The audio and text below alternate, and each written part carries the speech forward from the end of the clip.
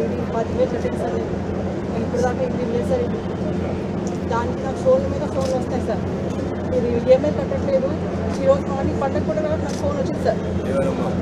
EMI కట్టలేదు మీరు, ఈ హౌస్ సంబంధించి మీరు ఈఎంఐ కట్టలేదంటే ఇల్లు ఎవరికి ఇచ్చారు మీరు వాళ్ళు అడగండి అని చెప్పాను సార్. నేను నాకు అసలు టార్చర్గా ఉంది సార్. నాకు ఫోన్ల మీద ఫోన్లు, మెసేజ్లు, వడ్డీ కట్టాలి, ఇంట్రెస్ట్ కట్టాలి, ఈఎంఐ కట్టాలి అని చెప్పి నాకు అసలు లోన్ కూడా నేను సైన్ చేయనంటే నాకు బలవంతంగా చేయించారు సార్ బ్యాంక్కి తీసుకెళ్ళి.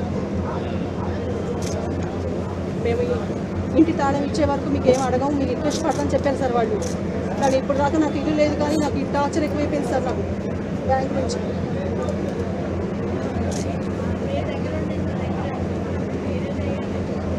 ఇప్పుడు మీరు ఒరిజినల్గా ఏం జరిగిందమ్మా ఐడియా ఉందా? ఏమీ లేదు సార్. నేను అప్పుడు కట్టించాను, మీకు ఇచ్చారు సార్. ఇప్పుడు దాకా మీరు కట్టిన అంతవరకు ఉంది సార్. ఇప్పుడు మళ్ళీ పని అనేది మొదలు పెట్టలేదు సార్ వాళ్ళు. మళ్ళీ ఏమైనా నేను సంతకం పెట్టించుకొని బ్యాంక్ తీసుకెళ్ళి పెట్టించారు సార్. నాకు వస్తే నేను బ్యాంక్లో వద్దంటే ఒరిజినల్గా కొంత అమౌంట్ కట్టారు. అప్పుడు కట్టించాను. అవును, ₹1,00,000 కట్టిన తర్వాత నాది 50,000 హౌస్ సార్. నీది 50,000 సింగిల్ బెడ్రూమ్ నాది. నేను 25,000 బెడ్రూమ్ లక్ష కట్టాను. ఇప్పుడు తర్వాత ఏం జరిగింది? ఇప్పుడు అన్ని ఇంట్లో పెట్టి బ్యాంక్ లోన్ ఇచ్చాను. ఆ డబ్బులు ఇక్కడ ఖర్చు పెట్టి కూడా డైవర్ట్ చేశాను. బ్యాంక్ నుంచి ఫోన్ వచ్చేస్తున్నాయి. బ్యాంక్ లో నుంచి ఫోన్ వస్తుంది.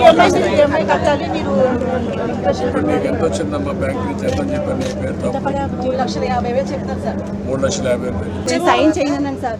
సైన్ చేయనంటే బలవంతంగా మేనేజర్లు ఇద్దరు వచ్చి, లేదంటే మీరు బ్యాంక్ వచ్చి మాట్లాడారని చెప్తే బ్యాంక్ వెళ్ళిన తర్వాత మీకు ఇప్పుడు ఎవరు ఏం అడగరు, మీకు ఇంటి తాళం ఇస్తాం చేతికి, మీ గృహ ప్రవేశం చేసుకున్న తర్వాత నుంచి మీకు ఆ నెల ఇంట్రెస్ట్ పడుద్ది, అద్దెలా కట్టుకోండి 2,600 చెప్పారు సార్. అలా చెప్పిన వాళ్ళు ఇప్పుడు మాకు నిజంగా ఇంత టార్చర్గా ఉంది సార్ మాకు.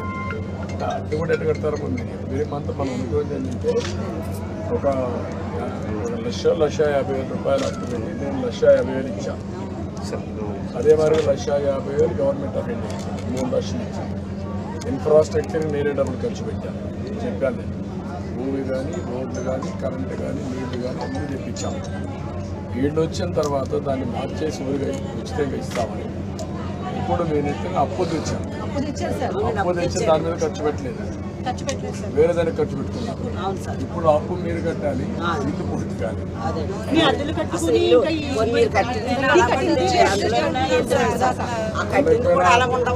నేను వచ్చినాకన్నా పూర్తి చేసేవాడిని. నీ పేరేంటమ్మా? ధైర్యంగా ఉండి జరిగిపోయింది, ధైర్యంగా ఉండాలి. పిల్లలతో స్కూల్ చదివించుకుంటూ పిల్లల్ని అద్దె కట్టుకొని చాలా ఇబ్బంది. సొంత ఇల్లు అంటూ ఉంటే బాగుంటుంది కదా అనేసి మేము హాస్పిటల్ ₹1,00,000 చేసి మరీ కట్టామండి. ఆ వడ్డీ కట్టామండి, 25,000 వడ్డీ కట్టామండి. ఇదిగో అనేసి ఇలాగ ప్రభుత్వం మారిపోయింది, ఇలాగే ఇంతవరకు ఇలా చేశారండి వాళ్ళు. అడుగుతుంటే మళ్ళీ రావాలి చేసి తెచ్చుకున్నాం సార్. తెచ్చుకొని ఫోన్ సార్, అది నేను రికార్డ్ కూడా చేశాను సార్. ఈరోజు మార్నింగ్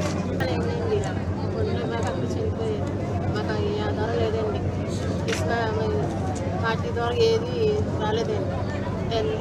మా అన్నయ్య ఇస్మాయిల్ ఉన్నాడండి, ఆయన ద్వారాగా ఏంటంటే అని టికెట్ తీసుకొచ్చారండి. ఆయన ద్వారాగా అక్కడ తీసుకొచ్చారండి. చాలా మాకు న్యాయం చేశారండి. మా పిల్లలకి ఏదైనా ఆదరణ చూపిస్తామని, మా బాబు జాబ్ ఏది ఇప్పిస్తారని. మా పాప సార్, మా పాప ఈ పాప అండి.